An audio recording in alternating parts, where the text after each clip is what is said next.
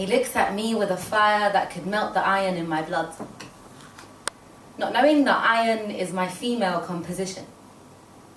And not just because FE happened to be my initials, but because bettering people always leaves me feeling positive, or triple that, and that almost always leaves me feeling negative.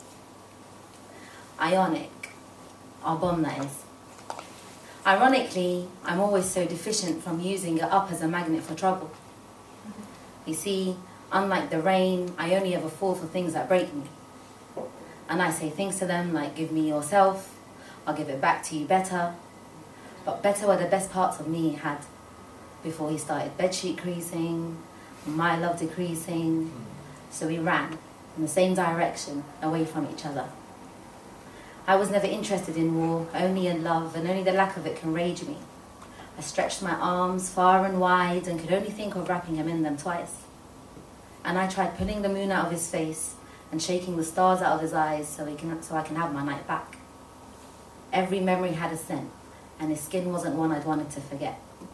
But he played me like a spinning top, and I twirled all my pretty dresses for him like I'm gay.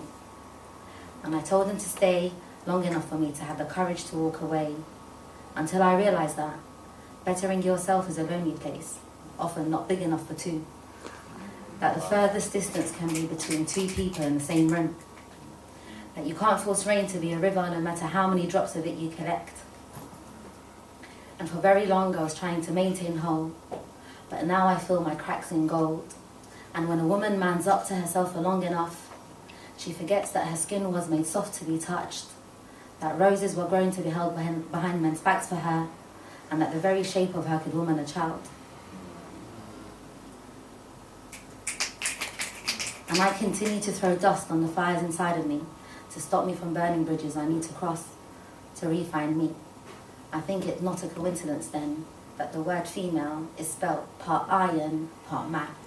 Wow.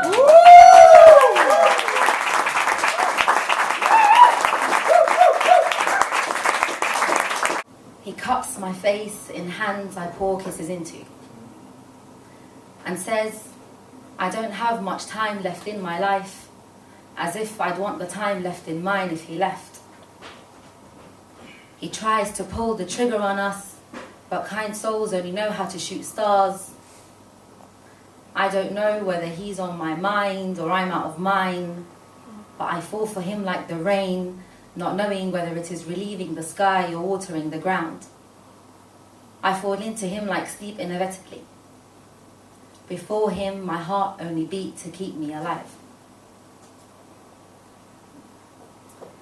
But I am easy once, only once, unfurling in the sunset of your eyes, and if the sun doesn't rise in them for me, I will hug the you out of me, and you will never hold me again.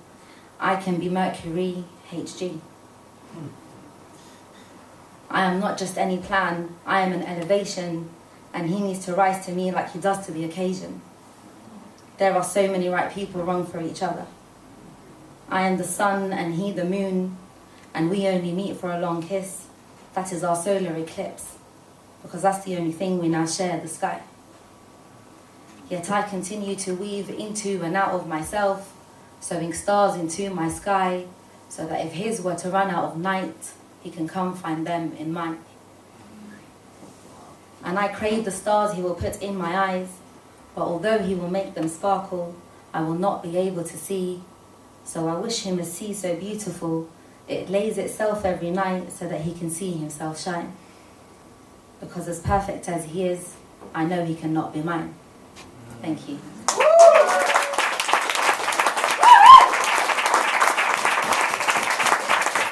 I stride the planet skipping borders wearing my loosest crown. I lay my hair on the highest mountain peak, feet firmly on the ground. Because I came from a woman who taught me English she can't even speak. And when she asks me, how do I spell barking? You know, as in park her car. Is it with a B facing the sky, or is it the one facing the ground? Mum, I dare not correct you. Any way you spell it, it'll face my heart. So grounded she is connected to her roots in any soil you plant her. Her accent is an open map that can navigate conversations across all races. And every time she articulates for racist ears, in fear of sounding too immigrant, I fear she would lose a part of her ancestral will. They say the world is your oyster, but the barriers are not in the language. This world has been reduced to its aesthetics, borders serving us a pie. Everyone's fighting over the bigger piece, forgetting who drew the lines. And I wish people could carry the weight of their words in other people's hearts on their own backs, to feel how heavy they are. They mock her, yet she burns like incense. To them it's not making sense. This woman bends around people's breaking points. This is her yoga. She taught me that the best thing about hitting rock bottom is you can choose which way you want to go up. And when you look up, start counting your lucky stars and you would lose count. That a man does not need to be inside of you to hear the beating of your heart. That both a smile and a yawn are contagious. Be mindful of who you befriend. And if wealth was a result of hard work, surely mothers would be the richest.